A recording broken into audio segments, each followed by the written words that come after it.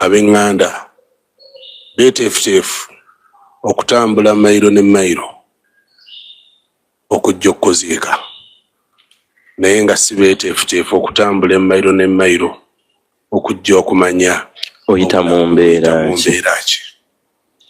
Ab'eŋŋanda beeteefuteefu oli okugula ekkiro z'omuceere zonna ezeetaagisa mu kuziikako, ne bwe ziba zeetaagisiza obukadde 3 asobola okukwata obukadde obwo 3 n'atajjanjaba munno oli abadde yeetaaga emitwalo 5. Bw'otunuulira obuntu bulamu wakati w'abantu weewuunya, naye ekikulu kya byonna omuntu yandibadde akubirizibwa okumanya obulamu bwa munno nga tonnaba kumuziika.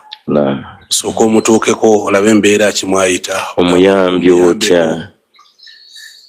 Tekiyamba era tekiwa makulu okubanga mugula omuceere, mupangisa tenti ez'ebbeeyi, mupangisa emizindaalo egigenda okukozesebwa egy'ebbeeyi, muleme kubanga muyisibwamu amaaso abantu abagenzi obbaziika, naye nga munnammwe temwamussaako birowoozo byammwe. Tusuubira nti ne bw'aba atambudde lugendo taba musanyufu yadde nga bino ebisinga tubikoze oluvannyuma lw'okuvaawo kwe. Tulambule ab'eŋŋanda, tulambule ab'emikwano, tulambule ab'emiriraano nga tetunnaba kubanga tutuuka mu mbeera ey'okubanga beebuuza nti yoona anoonya eki ku maziika gange. Baali ludda wa? N'ekyalo ne kyebuuza nti bulijjo ono omukyala alina abantu be bwe bati, mamoroka nga gava eno n'eri, afudde panado wa 1000 abuze, afudde enjala, amuweereza Katonda taliiwo, amuweereza otuzzi. Ne tubikira ab'emikwano n'ab'eŋŋanda ne batuwa amabugo nga tokyogeranga nako nti tulina omulwadde. Ku lunaku lw'omukaaga siiyo ngenze kulaba maama wange mulwadde, baaba wange mulwadde, senga wange mulwadde. Jjajja wange Allah amusaasire nga Allah gye yankuliza yaganda omwabiza olumbe. Si lwa butabuliiki, naye yagamba nti ekituufu sibalaba nga abaana be yabategeeza misana n'abazzukulu temunjabizanga olumbe kuno kugenda kubanga kunneekuliza. Mbadde ndwawo kulya kanyama mujje mugiriire wano. Mwasembadde okundeetera kacere lwaki mujja mugulire wano nze nga ndi mu kabbuli. Sibalabanga era tebamwabiza lumbe. So njagadde kigatta ku bigambo by'otugambye. Abooluganda eŋŋanda zaffe ziri luddawa. Bw'obanga walemereddwa ndowooza okutegeera embeera gy'ayitamu obulwadde bwe n'okufaayo ndowooza n'okuzika kuleke. Lwaki otidde nnyo okuswala mu bantu? Embeera eneefaanana etya tuleke kuswala? Abantu bagenda kulya ki? Omulwadde abadde alya ki? Bigambo binkutteko ng'omuntu, nsaba Allah atusonyiwe yadde. Ate kali ke yatandise nako sheekhe kagenzeemu wala. Kaseera k'okwesindika buli muntu akwate ku jeneza, akwate ku mayiti. Ebirowoozo byo bitaddeyo kwani gwe musitudde. Ekifaananyi nze ekinzijidde kwetegekera kaseera kano. Manyi ekagoma oli sheekhe nga Allah gwajjuludde kyakulabirako kye tutasobola. Edda twagamba tonkwako bisiraani. Kyalabuddamiro. Wallahi. Maiti ya sheekhe abanagisitula tuyaayana buyaayaanyi. Bwegutuuka linga byonna biwedde bityo bye bisigadde n'oli ebityo olwedde ogenda n'okukigalula bw'oti ng'olina gw'okoonako.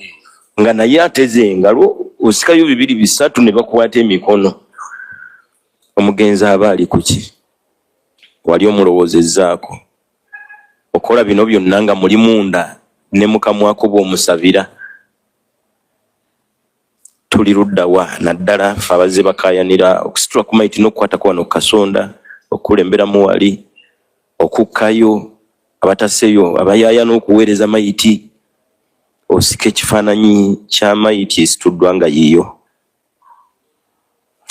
Hajja tyagirengerera ewala ng'olaba tuyaayaana. Osika ekifaananyi nga luliba olunaku nga gwe tuyaayaanira okusitula.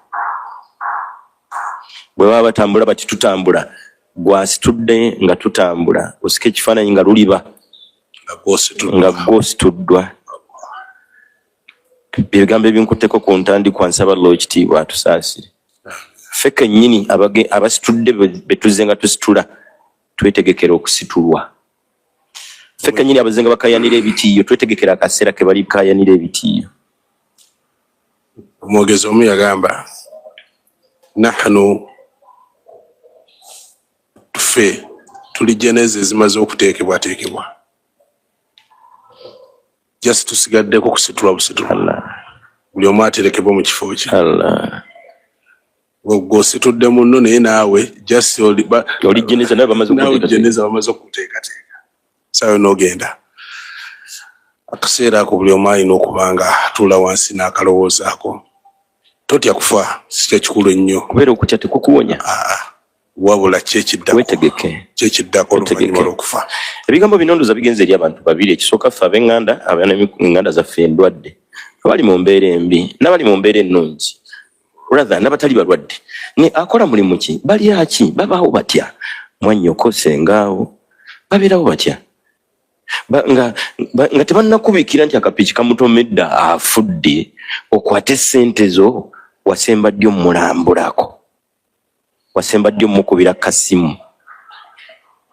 Ng'oggyeko sayidi eyo y'abantu ffe abafaanana bwatyo seka n'ateekateeka naffe essaawa yonna bayingira kabbuli.